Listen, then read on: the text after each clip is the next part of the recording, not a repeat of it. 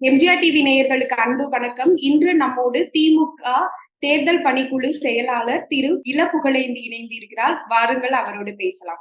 வணக்கம் சார். அனைவருக்கும் வணக்கம், வாழ்த்துக்கள். சார், காவிரி விவகாரம் தொடர்பா மத்திய அரசை வலியுறுத்தி தமிழ்நாடு சட்டமன்றத்துல தீர்மானம் போட்டிருக்காங்க. ஒரு பக்கம் தீர்மானம் போட்டிருக்காங்க, இன்னொரு பக்கம் வானதி ஸ்ரீனிவாசன் அவர்கள் பத்திரிகையாளர்கள் சந்திப்புல கொந்தளிக்கிறாங்க. ஏன் கொந்தளிக்கிறாங்கன்னே தெரியல சார். ஆதரிக்கவும் இல்ல, எதிர்க்கவும் இல்லைன்னு சொல்றாங்க. இந்த நிலைப்பாட நீங்க எப்படி பாக்குறீங்க சார்? வானதி சீனிவாசன் போன்றவர்கள் எல்லாம் வெறும் அந்த பதவிக்காகவும் அந்த விளம்பரத்திற்காகவும் இருக்கக்கூடியவர்கள். நாட்டை பத்தியோ மக்களை பற்றியோ நம்முடைய மாநிலத்தை பற்றியோ கவலையே படாதவங்க. அவங்க எல்லாம் எங்கேயோ எப்படியோ இருந்தவர்கள், எந்த நோக்கமும் இல்லாம வாழ்ந்துகிட்டு இருந்தவங்களுக்கு ஒரு வாய்ப்பு. அவங்க கட்சியில கொடுத்த உடனே பெரிய பதவியெல்லாம் கொடுத்து விளம்பரமும் பணமும் எல்லாம் சேர்ந்த உடனே அடுத்து உடனே முதலமைச்சராகவே ஆயிட்டதான் கற்பனை பண்ணிக்க வேண்டியது.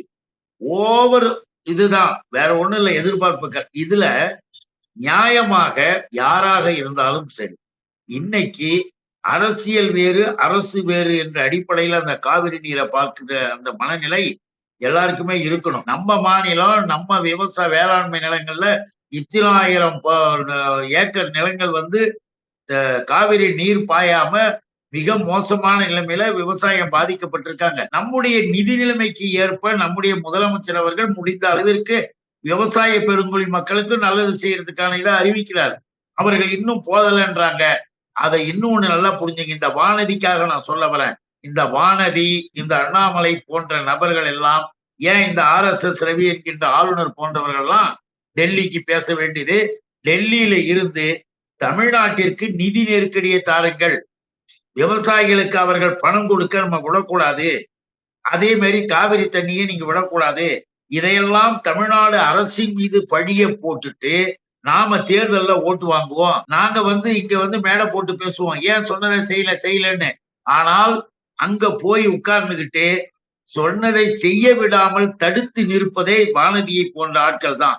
இவர்களால் தான் எல்லா வகையிலையுமே நிதி நெருக்கடி ஏற்படுகிறது. நம்முடைய நிதிக்கு ஏற்ப முதலமைச்சர் திறமையானவராக இருக்கிறதுனால, நிர்வாக திறமை உடையவராக இருக்கிறதுனால இன்றைக்கு அவரால் இயன்றவரை முடிந்தவரை விவசாய பெருங்குடி மக்களுக்கு ஏதாவது ஒரு தொகை இழப்பீடு தொகை கொடுக்கணும்னு அவர் முடிவு பண்ணி செஞ்சா, அதையும் கிளப்பி விட்டு தூண்டி விட்டு அண்ணாமலை வானதி போன்றவர்கள்லாம் ஏன் இப்ப இப்படி சொன்னீங்க, ஏன் இப்ப இப்படி சொன்னீங்கன்னு பணத்தையும் அங்க நிறுத்திடுவானுங்க. இங்க இதையும் கேட்பானுங்க. அது தமிழ்நாட்டு மக்களை ஏமாத்த முடியாது.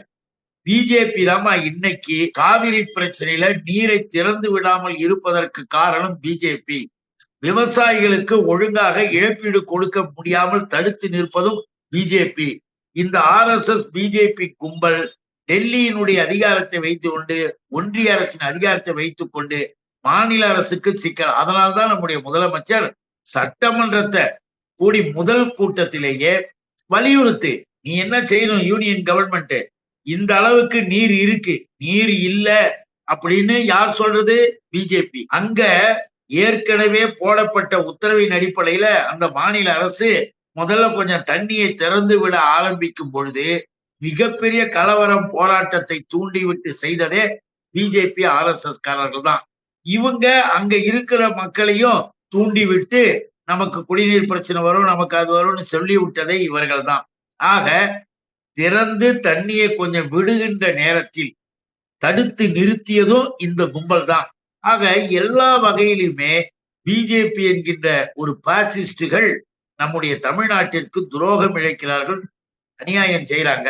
இதுக்கெல்லாம் தமிழ்நாட்டு மக்கள் சரியான பதிலடி கொடுப்பாங்க. ஆனால் இப்ப நம்ம முதல்வர் சட்டப்படியாக சட்டபூர்வமாக சட்டமன்றத்திலேயே நிறைவேற்றி பேசி இருக்கிறாங்க, இதையும் அனுப்பி இருக்கிறாங்க.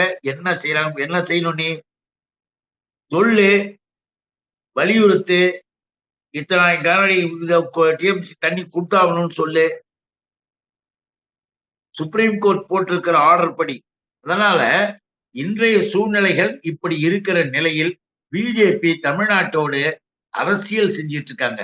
அரசு பார்வை பார்த்து மக்களுக்கு நன்மை செய்யணுன்ற எண்ணமே இல்லை. அதனாலதான் நீங்க கேட்டீங்களா, வானதி இப்படியா அப்படியான்னு சொல்ல முடியாம உளறிக்கிட்டு கத்திக்கிட்டு எதை வேணாலும் பேசிக்கிட்டு போறாங்க அந்த அம்மான்னா. இந்த அம்மாவுக்கு பதவி இருக்கு, அந்த அம்மாவுக்கு எல்லா வசதியும் வாய்ப்பு இருக்கு. அதனால அவங்களுக்கு இப்படிதான் பேசுவாங்க.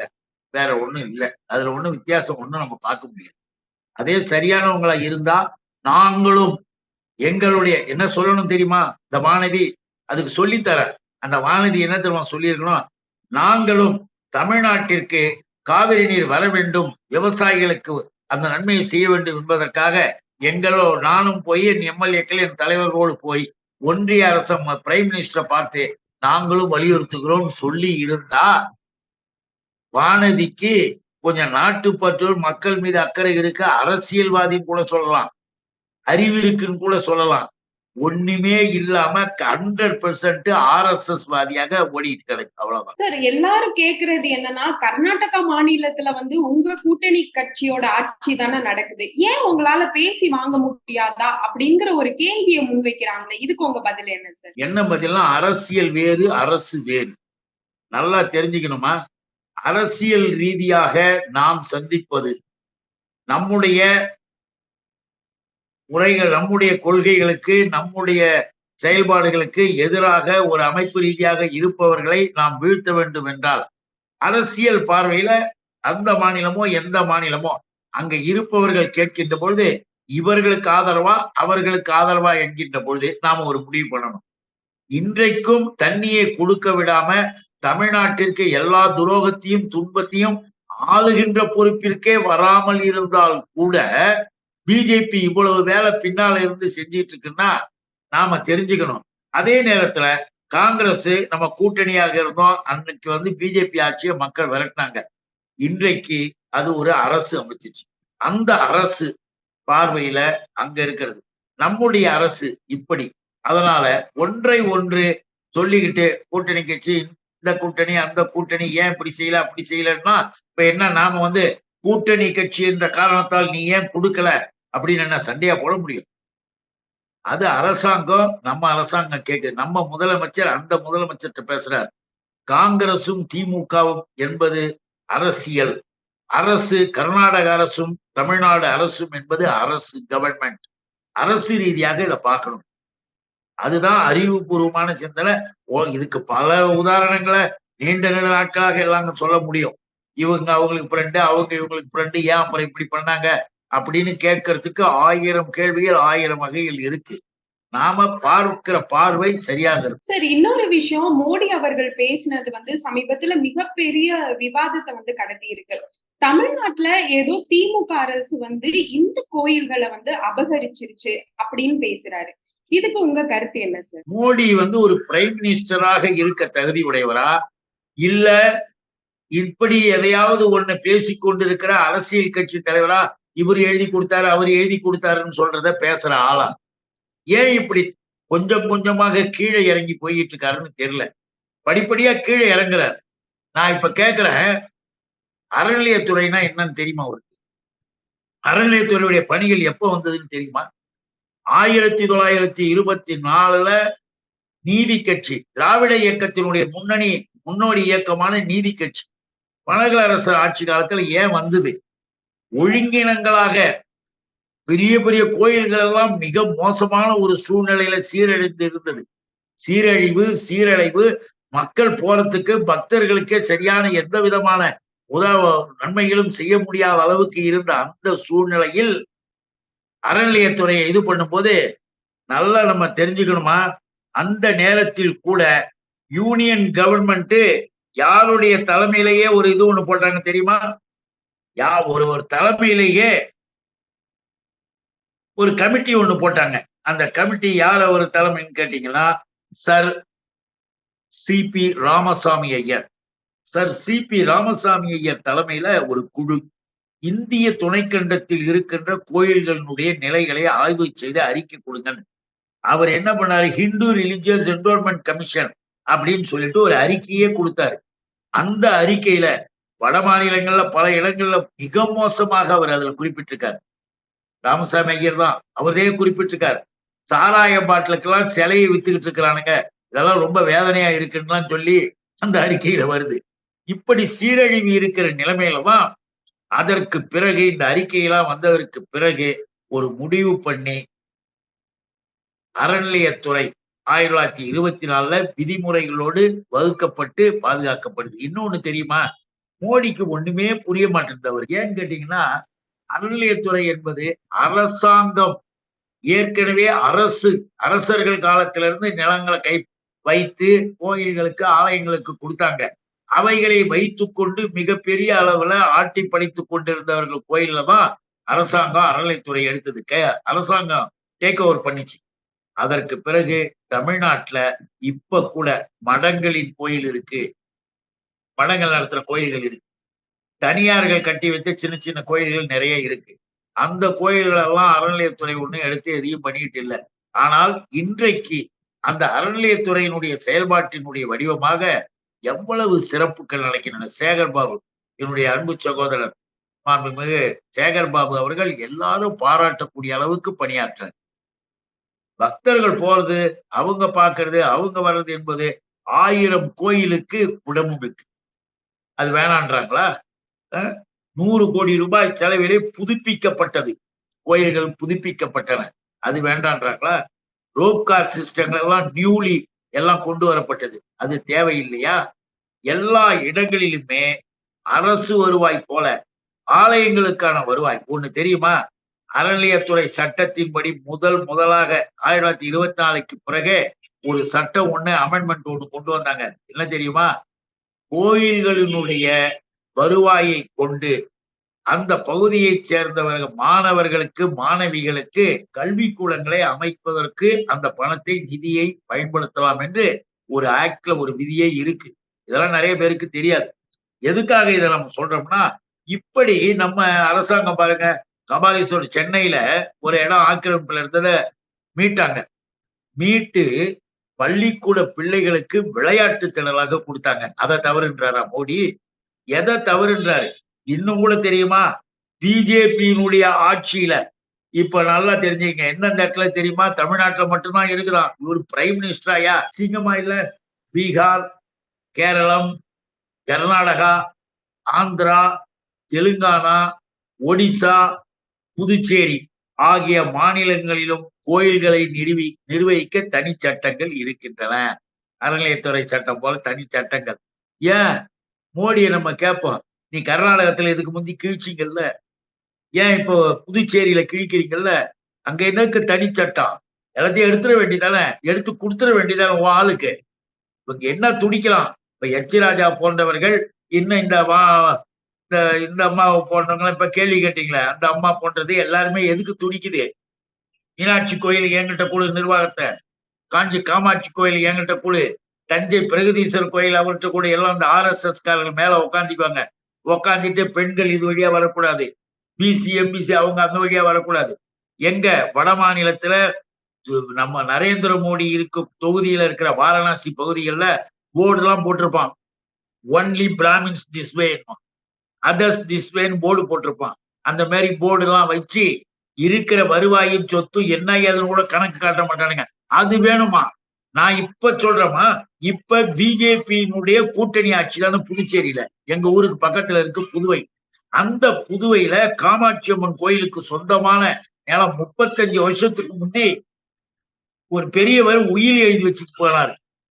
அதன் மூலமாக இருந்த அந்த கோயிலுக்கான நிலத்தின் உயிரை மாத்தி 2 பாரதிய ஜனதா சிட்டிங் எம்எல்ஏக்கள் தங்கள் பேருக்கு மாட்டிக்கிட்டாங்க. அதை மாத்திக்கிட்டத தெரிந்து மக்களே அப்புறமேல கம்ப்ளைண்ட் கொடுத்து இப்ப மாட்டிக்கிட்டானுங்க. போதுமா? இதான் மோடியினுடைய லட்சணம். ஏன் கர்நாடகத்துல தனிச்சட்டத்தை நீ 5 வருஷம் கிழிச்சு நீக்க வேண்டிதானே? அதெல்லாம் இல்லைங்க. RSS காரர்கள்ட்ட கோயில்களை கொடுத்துடணும். அதுவும் தமிழ்நாடு சிறப்பா இருக்கு. திராவிட மாடல் ஆட்சின்னு சொல்லி கோயிலை கண் போல பொன் போல பாக்குறானுங்களே, இவனுங்களை என்னையா சொல்றது என்ற கடுப்புல மோடிக்கு யார் எழுதி கொடுத்தது? இதை எழுதி கொடுத்ததே எச் ராஜாவா? அது நம்மளால தெளிவாகவே சொல்ல முடியும். இப்படிப்பட்ட சூழ்நிலைகள் எல்லாம் இருக்கக்கூடிய இந்த நிலையில் நம்முடைய முதலமைச்சர் எவ்வளவு சிறப்பாக அந்த கோயில்களுக்கான இடங்கள், அதற்கான மரியாதைகள்லாம் எப்படி கொடுக்கிறாரு. நாம திராவிட மாடல், அதே நேரத்தில் அனைவருக்கும் அனைத்தும் நம்முடைய அரசு. இந்த அரசு பூர்வமாக நாம நல்லா தெளிவாக தெரிஞ்சுக்கணும். முறைகேடாக பயன்படுத்துதுன்னு பேசியுள்ளதை கண்டிக்கிறார். அது மட்டும் இல்லாம பாருங்க, 2 ஆண்டில் ரூபாய் 3500 கோடி மதிப்புள்ள நிலங்களை மீட்டு 1000 கோயிலுக்கு குடமுழுக்கும் செய்தது தப்பா? எஸ்சி, எஸ்டி, பிசி, எம்பிசி ஆகிய மக்கள் வசிக்கக்கூடிய பகுதியில் 530 கோயில்கள் புதுப்பிக்கப்பட்டிருக்கின்றன 2 வருஷத்துல. நீ செய்வியா? உன் யூபியில, உன் குஜராத்ல என்ன நடக்குது தெரியுமா? நீ ஆண்டு கொண்டிருக்கிற இடங்கள்லாம் போய் கிழிச்சு போய் பார். எதுக்காக இதையெல்லாம் சொல்றோம்னா, பிஜேபி என்பது தமிழ்நாட்டின் மீது உழுந்து பிறழுது. அதனாலதான் எங்க தலைவர் முதல்வர் தளபதி சொன்னாரு, எந்த ஊருக்கு போனாலும் தமிழ்நாட்டை பத்தி பேசுறதுதான் நரேந்திர மோடிக்கு வேலையாக போய்விட்டது. ஆகவேதான் இப்படிப்பட்ட செயல்களை எல்லாம் செய்து கொண்டிருக்கிற அவர்களுடைய நிலைப்பாட்டுல ஒண்ண மட்டும் சொல்லி இந்த கேள்விக்கு பதில் சொல்ல முடிக்கணுமா? இந்த கோயிலு, இந்த சாமி, அது இதுன்னு எல்லாம் கதையெல்லாம் காட்டுவானுங்க. நாம இங்க சைவர்கள், வைணவர்கள்னு திராவிட சமயத்தை சார்ந்த மக்கள், தமிழ் மக்கள். இந்து என்பது 1878ல வில்லியம் ஜோன்ஸ் என்ற ஆங்கிலேயரிடம் போய் இவர்களுடைய முன்னேறிய வகுப்பாரெல்லாம் போய் உக்காந்து யாரெல்லாம் இஸ்லாமியர்களையோ யாரெல்லாம் கிறிஸ்துவர்களையோ அவர்களெல்லாம் இந்துக்கள் என்று இனி சட்டப்படி சொல்லுவார்கள் என்று சட்டத்தை நிறைவேற்றினானுங்க. இவர்களுக்கு பிடிக்காத கிறிஸ்துவராக இருக்கக்கூடிய வில்லியம் ஜோன்ஸ் தான் இந்துன்றத சட்டத்துல கொண்டு வந்தார். அப்ப எல்லாரும் கேட்கும் போது, என்னங்க எங்களை போய் சொல்றீங்களேன்னு போது, லீகலா இந்துன்னு போட்டுங்க, மற்றபடி அவரவர்கள் சமயத்தை அவங்கவுங்க பாத்துங்கன்னு அந்த அரசாங்கம் சொல்லிச்சுமா. அப்படி வந்த அந்த இந்து என்கின்ற அந்த இதுல இவனுங்க பூந்துகிட்டு ஆட்டி வச்சானுங்க இந்தியா முழுவதும். அது திராவிட நாட்டுல, நம்முடைய திராவிட தமிழ்நாட்டுல நடக்க விடல.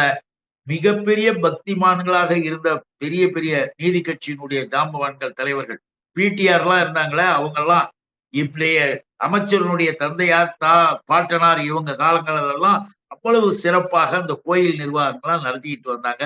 யாராலும் கேள்வி கேட்க முடியாது. ஒன்ன மட்டும் பதில் சொல்லட்டும், கடவுளையும் சாமியையும் சொல்லிட்டு நாங்க மறுப்பது என்பது எந்த காரணத்திற்காக என்பது ஒண்ணு. மணிப்பூர்ல லட்சக்கணக்கான ஆயிரக்கணக்கான உயிரெல்லாம் போய் ரத்தம் போய் பெண்களின் நிர்வாணமாக நடக்கூடுது. அங்க இருக்கிற சாமி எல்லாம் ஏன் வேடிக்கை பாக்குது? இறங்கி அவனுங்களை விரட்டி அடிக்க வேணாமா சாமி அப்படின்னு கேட்கிறவங்க நாங்க. ஆனா சாமிதான் என்று சொல்லக்கூடியவர்களுக்கு ரைட்டு, நல்லா கவனமா இருங்க, நல்லா ஜாக்கிரதையா போயிட்டு வாங்கம்மான்னு வழிவகை செய்யறதும் நம்முடைய அரசு. அரசியலும் அரசும் இதையும் நீங்க புரிஞ்சுக்கணும். அந்த மணிப்பூர்ல இவ்வளவுலாம் நடக்குதுமா. பக்கத்துல இருக்கிற அயோத்தியில ராமர் கோயில 2020ல கட்ட ஆரம்பிச்சானுங்க. 2020ல பாபர் மசூதியை இடிச்சு தள்ளிட்டு கட்ட ஆரம்பிச்சானுங்க. நல்லா இதுக்கு யாராவது மறுப்பு சொல்ல முடிஞ்சா சொல்லுங்க பாப்போம். என்ன தெரியுமா? ராமர் கோயில் கட்டுவதற்கு 1000 கோடியை ஒதுக்கிட்டானுங்க. ராமர் கோயில் கட்டுவதற்கு ஒரு இடத்தை வாங்குறாங்க. அந்த இடத்தினுடைய மதிப்பு எவ்வளவு தெரியுமா? 18.5 கோடி. வாங்கியது ட்ரஸ்ட் ராமர் கோயில். அந்த ட்ரஸ்ட்ல இருக்கிறது RSS பிஜேபி. நல்லா தெரியுங்க, RSS பிஜேபி ஆட்கள். எதுக்காக இதை குறிப்பிடுறேன்னா, நீங்க கேள்விப்பட்டிருக்கவே முடியாது, இந்தியாவிலேயே பார்க்க முடியாது இந்த பிஜேபி மாதிரி மோசடி கட்சிய. என்ன தெரியுமா பண்ணானுங்க? இந்த 18.5 கோடிக்கு வாங்கிய லேண்டு 4 மணி நேரத்திற்கு முன்பு இவர்களுக்கு வித்தான ஒருத்தன், அவனும் காவிதான், அவனும் RSS தான். இந்த ட்ரஸ்டுக்கு வித்தான் பாருங்க, அவன் 2 கோடி ரூபாய்க்கு ஒரு இடத்துல வாங்கினான். 2 கோடி ரூபாய்க்கு வாங்கலாம் பேசி வச்சு 2 கோடிக்கு அவன் வாங்கி 18 கோடிக்கு ராமன் கோயில் கட்டுற ட்ரஸ்டுக்கு கொடுக்குறான்னா என்ன அர்த்தம்? எவன் இதுல மோசடி பண்ணான்? ஏன் அமித்ஷாவை என்ன போறது? ஏன் இந்த மோடி போய் கேள? கோயில ஒழுங்கா நிர்வகிக்கோ, கோயில் பணத்தை வச்சுன்னு கொள்ளையடிக்கிற கூட்டம் நீ. எங்க தலைவரை பார்த்து, எங்க அண்ணன் தளபதியை பார்த்து கேள்வி கேட்கிற தகுதியும் யோகியதையும் உனக்கு இருக்கா? எதுக்காக இதை சொல்றோம்னா, செஞ்ச தப்பெல்லாம் செஞ்சுவிட்டு அங்கேருந்து முறையா நடந்துகிட்டு இருக்கிற இந்த நாட்டுல நீ கேட்கிற கேள்வி எல்லாம் தப்பு என்று இப்ப சொல்ல விரும்புறேன். ஆகவே மோடி எதை வேண்டுமென்றாலும் எப்ப வேண்டுமென்றாலும் பேசுவார். இங்கு இருப்பவர்கள் எழுதி கொடுப்பதை அவர் வசனகத இது மாதிரி நாடக நடிகர் மாதிரி பேசிட்டு போயிட்டே இருப்பார். சார், இப்போ நீங்களுமே குறிப்பிட்டு இருந்தீங்க. அப்போ இது ரொம்ப நாளாவே ஹச் ராஜா, ஜக்கி வாசுதேவ், அதுக்கும் முன்னாடி ராமகோபாலன் இவங்கெல்லாம் பேசுனதை இப்போ மோடி அவர்கள் வந்து தூசி தட்டி பேசுறாரா சார்? அதுவும் குறிப்பிட்டு தெலுங்கானால பேசுறதுக்கான காரணம் ஏதாவது இருக்கா சார்? காரணம் என்னன்னு கேட்டீங்கன்னா, தேர்தல்ல அவர்கள் இதைதான் பிரச்சாரம் பண்ண போறாங்க. தமிழ்நாட்டுல கோயில்களிலே இவர்கள் வந்து வருவாயை கேடு பண்றாங்க, முறைகேடு நடத்துறாங்கன்னு பிரச்சாரம் பண்ண போறாங்களாம். பிரச்சாரத்தை தெலுங்கானா தேர்தல்ல எவ்வளவு புத்திசாலி பாருங்க. தெலுங்கானா மாநில தேர்தல் வரக்கூடிய தெலுங்கானாவுல தமிழ்நாட்டுல நடக்கிறத அங்க போய் பேசிட்டாராம். அது தமிழ்நாட்டிலேயே வந்து பேச போறாங்களாம். பேசு தமிழ்நாட்டு மக்கள் யாரும் ஏமாந்தவர்கள் கிடையாது.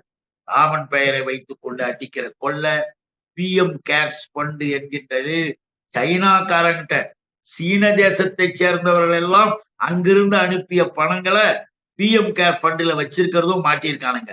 இப்படி இந்தியாவையே காட்டிக் கொடுத்து இந்தியாவிற்கே விரோதமாக செய்யக்கூடிய நரேந்திர மோடி அண்ட் பிஜேபி இந்த கூட்டத்தின் ஆட்டம் மிக கேடானது. அந்த ஆட்டத்தை நம்ம மக்கள் வர நாடாளுமன்ற தேர்தல்ல தெளிவாக முடித்து வைப்பார்கள் என்ற நம்பிக்கை நமக்கு உண்டு. எங்க தலைவர் சொன்ன மாதிரி திரும்பவும் ஒரு வேளை இந்த தவறு நடந்து விடுமையானால், காவி கூட்டம் வந்து விடுமையானால் இந்தியாவே இருக்காது. அவ்வளவுதான். இன்னொன்னு பிரதமர் வந்து சொல்றாரு, சிறுபான்மை மத கோயில்கள் எல்லாம் அவங்க கிட்டயே கொடுத்துட்டு ஹிந்து கோயில்களை மட்டும் ஆக்கிரமிப்பு பண்ணியிருக்காங்க அப்படின்னு சொல்றாரு. இது மூலமா மத கலவரத்தை கொண்டு வர பாக்குறாங்களா சார்? ஹிந்து வெர்சஸ் முஸ்லிம் கிறிஸ்டியன்ஸ் அப்படின்னு கொண்டு வர பாக்குறாங்களா? இதுல இவர்களுடைய பார்வையே எப்ப பார்த்தாலும் இவங்க கிட்ட ஒண்ணு கேட்டா ஏன் அவங்க கிட்ட கேட்கல, ஏன் இவங்க கிட்ட கேட்கல, நீங்க எதை கேட்டாலும் இவனுங்களுக்கு அதே வேலையா போயிடுச்சு. வக்ஃபோர்டு இருக்காங்க. வக்ஃபோர்டு வந்து ஏற்கனவே இப்ப எப்படி நான் சொன்னேன், அரசு ரீதியாக கோயில்கள் அரசாங்கத்தின் வழிபாட்டு முறைகளில் இருக்கிற அன்றைய மன்னர்கள் காலத்திலிருந்து இருந்த அந்த கோயில்கள் இன்றைக்கும் அறநிலையத்துறையின் கட்டுப்பாட்டுல இருக்கு. தனியார் வச்சுக்கிட்டு இருக்கிறத பத்தி நம்ம இப்பயும் நம்ம கேட்கல. காஞ்சி மலை இருக்கு, அந்த மலை இருக்கு, இந்த மலை இருக்கு, அங்க என்ன சம்பாதிக்கிறானுங்க, என்ன பண்ணானுங்க யாருக்கு தெரியும் இல்லையா? தனியார் கோயில்களுக்கும் அவர்களுக்கும் எந்த விதமான இதுவுமே கிடையாது. சின்ன சின்ன கோயில்கள்லாம் எல்லாமே நிறைய இருக்கு நாடு முழுக்க. அதுலலாம் நம்ம போய் தலையிடுறதே கிடையாது. அரசும் அறநிலையத்திலே தலையிடுது. அதை போல வக்ஃபோர்டு என்பது அரசு ரீதியாக முகலாயர்கள் காலத்திலிருந்து அதற்கு பிறகு இருந்த வழி வழியாக வந்திருக்கின்ற அந்த மாஸ்க், அந்த இஸ்லாமியர்களுடைய சொத்து, அந்த வழிபாட்டு முறையில் நிலையங்களில் இருக்கக்கூடிய அந்த சொத்து வகையெல்லாம் வக்ஃபோர்டு தான் பார்த்துக்கிட்டு இருக்கு. அதுவும் நான் முக்கியமா இங்க சொல்ல விரும்புறேன். வக்ஃபோர்டு தான் அதனுடைய கவர்மெண்ட். இப்ப என்ன அதுல உனக்கு தப்பு? இதுல ஒண்ணுமே கிடையாது. கிறிஸ்துவத்துல அவர்களாக வாங்கி அவர்களாக கட்டிக்கிட்டு இருக்கிறது ஒரு பக்கம்.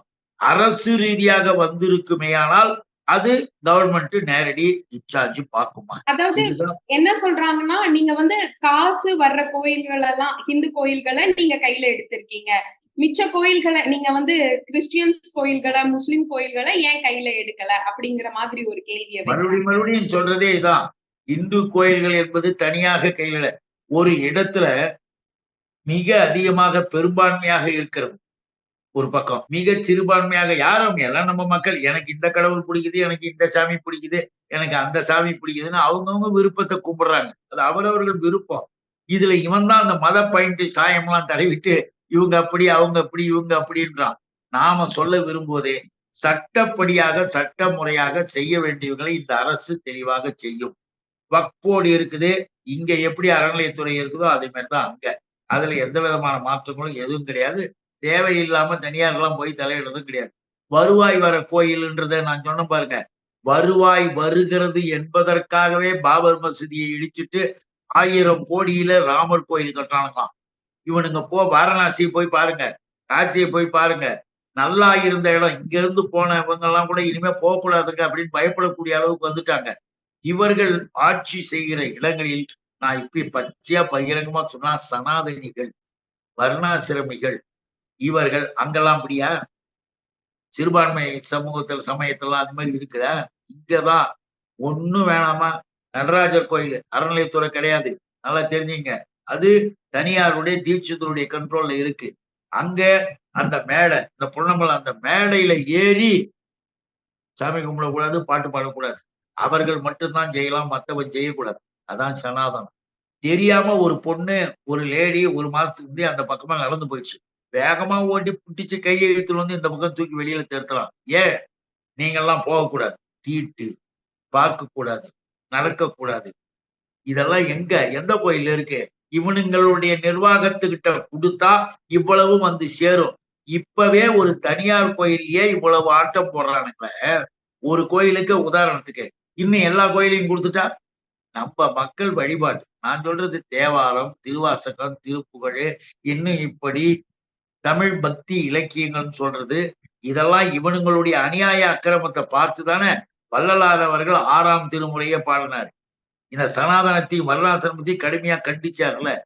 இவர்கள் பேதம் பார்க்கிறார்கள், பிரிவு பார்க்கிறாங்க. பார்க்கக் கூடாதுன்னு நம்ம சொல்றோம். அது அவனுக்கு புடிக்கல. அதனால நம்ம மேல சார்ஜ் பண்றான். வேற ஒண்ணும் இல்ல. சார் பிரதமர் என்ன சொல்றாருன்னா காங்கிரஸ கேக்குறாரு. காங்கிரஸ் ஏன் இத கண்டிக்கல? இப்போ மத்த மாநிலங்களுக்கு எல்லாம் போய் திமுகவை சொல்லி காங்கிரஸ் ஏன் கண்டிக்கல?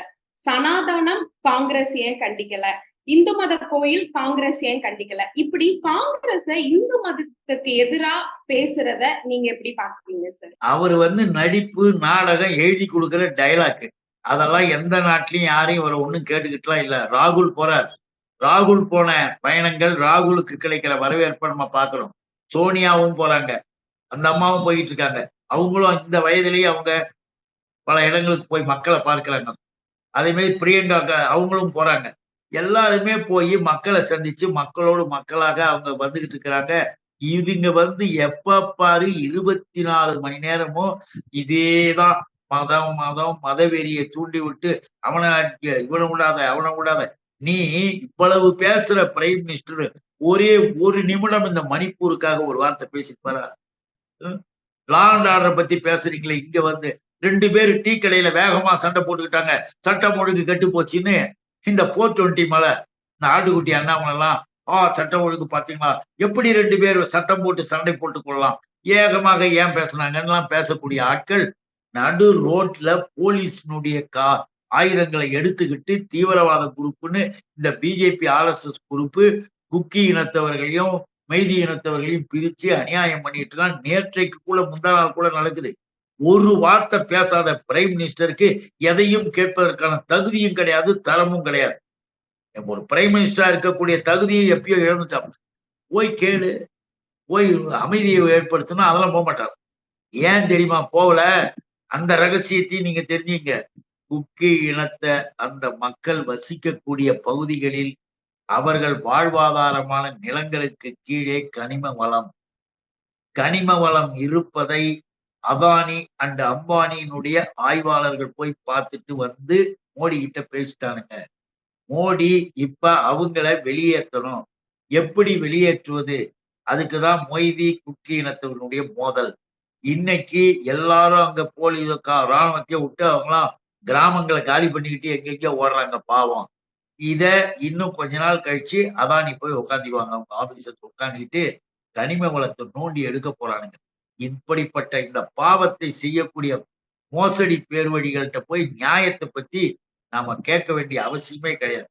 எதை வேணாலும் சொல்லட்டும், எதை வேணாலும் உளரட்டும். இப்போ வாட்ஸ்அப் தகவல்கள், வாட்ஸ்அப் வரலாறுகள் இந்த மாதிரி இதெல்லாம் பிரதமர்ட்டே கொடுத்து பேச வைக்கிறாங்கல்ல சார்.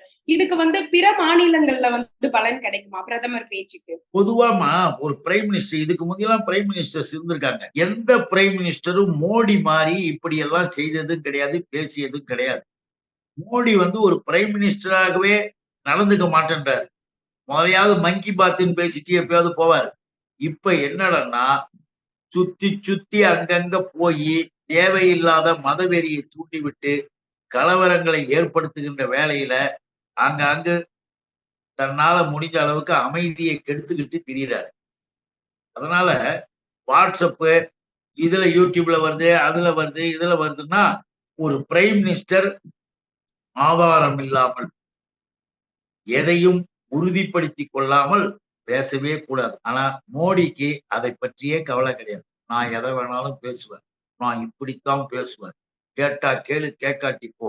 இது ஆர்எஸ்எஸ் பாணி. என்னைக்கு இவங்கெல்லாம் மகாத்மா கோட்சே வாழ்கன்னு சொன்னாங்களோ அன்னைக்கே இந்த கோட்சே கும்பல்ல ஒரு ஆள் தான் நரேந்திர மோடி, அமித்ஷா அண்ட் அதர்ஸ். அவங்களுக்கு நியாயங்கள், தர்மங்கள் அதெல்லாம் வேற. அவங்க தர்மம், அவங்க நியாயம் வேற. இந்துன்னுவானுங்கல்ல, நல்லா தெரிஞ்சுங்க. அதுக்காக தான் சொன்னேன். நீங்க கேட்டதுனால இதெல்லாம் சொல்றேன். இந்து என்பதிலே முழு நம்பிக்கை வைத்து இந்து என்று சொல்வதை பெருமையாக கருதியவர் உத்தமர் காந்தியடிகள். இந்து என்று பெருமையாக கருதிய காந்தியை இந்துத்துவா என்கின்ற பிரிவைச் சேர்ந்த கோட்சே தான் சுட்டுக் கொல்லணும். இப்ப என்ன அர்த்தம்? இந்துவாக இருந்தாலும் சரி, இந்த இந்துத்துவா RSS காரர்கள் தேவைப்பட்டா சுட்டு தள்ளுவானுங்கன்னு காந்தியை சுட்டு தள்ளுறானுங்களே, அதுதான். அவர் எல்லாரும் சமமா, எல்லாரும் நல்லா இருங்க, அமைதியா இருங்க, ஒருத்தர் ஒருத்தர் சண்டை போட்டுக்காதீங்கன்னு சொல்லிட்டாராம். அதனால அவரை சுட்டு தள்ளானுங்க இந்துத்துவா. அந்த கும்பலை சேர்ந்தவர்கள் தான் இவங்க. இப்ப ஒரு 2 மாசத்துக்கு முந்திதான் மகாத்மா கோட்சேன்னு புகழ்ந்து பாராட்டிக்கிட்டு அவருக்கு அவர் சிலையெல்லாம் செஞ்சு வச்சிருக்கானுங்க. ரகசியமாக போய் அந்த சிலைக்கு நம்ம மிஸ்டர் மோடி எல்லாம் மாலை போட்டு வந்திருக்காங்க. இதெல்லாம் வெளியில தகவல் வருது. எதுக்காக சொல்றோம்னா, இதுக்கு மேல அவங்ககிட்ட மோடியை பற்றி பேசுறதுல ஒண்ணுமே அர்த்தமே இல்லம்மா. நம்ம மக்கள் தெளிவாக முடிவெடுத்து பதில் தருவார்கள் என்ற நம்பிக்கை நமக்கு இருக்கு. சார், 5 மாநிலங்களுக்கான தேர்தல் தேதி அறிவிச்சிருக்காங்க. உங்களோட கருத்து என்ன சார்? முடிவு யாருக்கு சாதகமா அமையும்னு நினைக்கிறீங்க? 5 மாநிலங்களிலும் பிஜேபி அவுட். எப்படி கர்நாடகத்தில் ரொம்ப குதின்னு குதிச்சானுங்க. நாங்க எப்படினாலும் வந்துருவோம், நாங்க அத்தனை சீட்டு, ஒண்ணும் நடக்காது. 5 மாநிலத்திலும் மிக தெளிவாக கர்நாடகத்தைப் போல பதில் கிடைக்கும். நாம பார்ப்போம். எங்களுடன் இணைந்து உங்கள் கருத்துக்களை பகிர்ந்ததுக்கு நன்றி சார். நன்றி. அனைவருக்கும் வணக்கம்.